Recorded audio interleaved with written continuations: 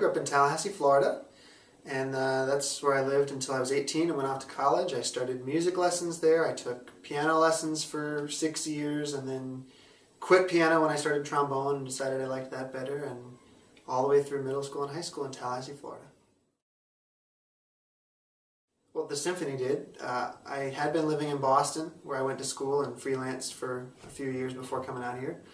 And when I got the job in the Symphony here, it was a great opportunity to have something steady and full-time, and so I came on out. It was a great adventure. I do.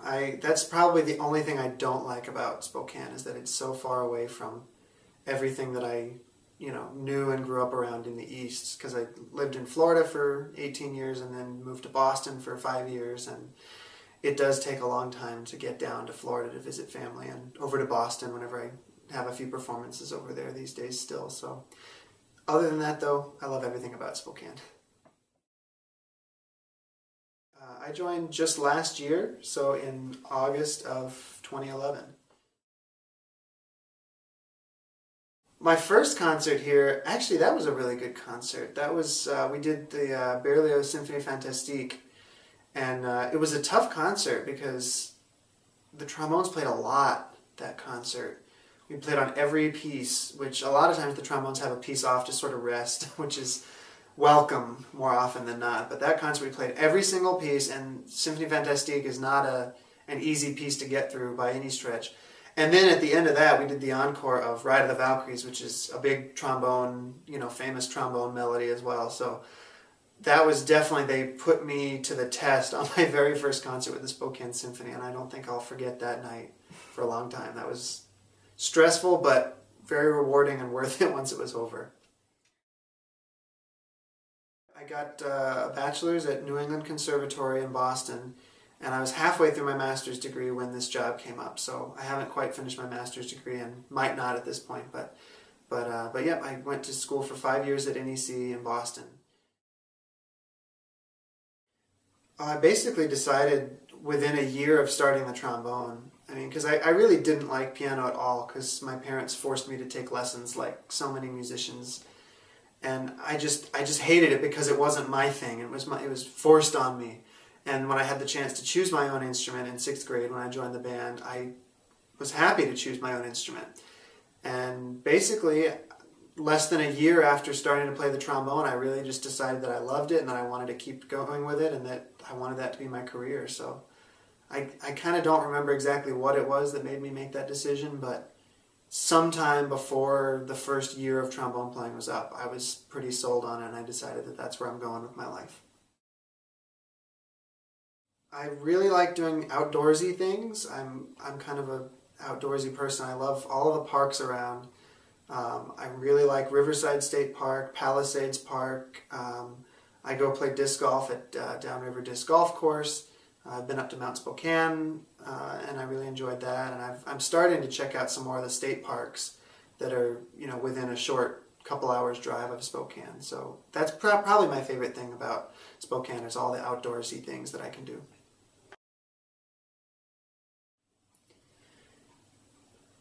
I think my favorite thing is just that I get to do what I love. I mean, like I said earlier, I just fell in love with music and the trombone after only having played it for a very short time. And I knew that in some capacity I wanted to make this work out and have this be basically my life for as long as it could. And so I'm just really thrilled that, this is a great, first job for me, that I'm here, I'm getting to do it professionally, I'm getting paid to do what I love. And that's not something that everyone in the country, unfortunately, can say. So that's probably my favorite thing about it, is just that I love it. Aside from the symphony, I mostly teach. That's my sort of second biggest time spent in music, is teaching. I teach at Gonzaga and Eastern, and this year I'm taking on a bigger role at Eastern, where in addition to teaching lessons, I'm conducting the trombone choir and coaching brass quintets and doing a lot of fun stuff like that. So I'm really excited to work with the students in a bigger capacity at Eastern this year. I'm also in the Spokane Brass Quintet, which is a pretty new group that we just formed less than 6 months ago.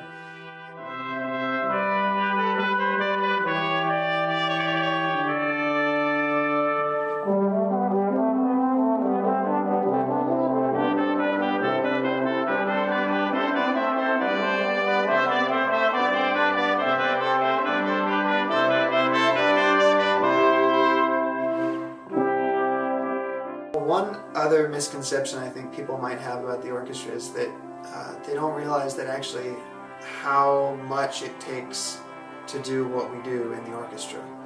And a lot of people think of it as sort of like a hobby or something that we're just doing for fun, or, you know, that, oh, that's not their real job. But, you know, a lot of people, especially people who do have families, yeah, they might supplement their income from the symphony in other ways, but there are many people in the orchestra like me who only make a living through doing things musically related. And, you know, I don't have a day job like, you know, some musicians out there in the world. And I think that's one thing that people don't realize, is that that's my career. It's not just something that I show up a few times a week and do for fun. It's something that I've really dedicated my life to, that even if we don't have a concert that day, I'm in my basement practicing for, you know, 2, 3, 4 hours a day to keep up my skills. I'm going out to teach in the afternoons. I'm showing up on weekends to rehearse with the brass quintet. I mean, it's, you know, it's much more than a 40-hour per week commitment to be a musician, even though we don't show up 40 hours a week just for the Spokane Symphony. But to be a career musician is a huge, huge time commitment and just a labor of love, you know, if you'll forgive a cliche expression there. But I think that's something that people just don't realize, is that it's not just something we're doing for fun. Hopefully we are always having fun, but it's a job, it's a career, and we spend a lot of time, energy, effort, and expertise in trying to make the music sound the best that it can.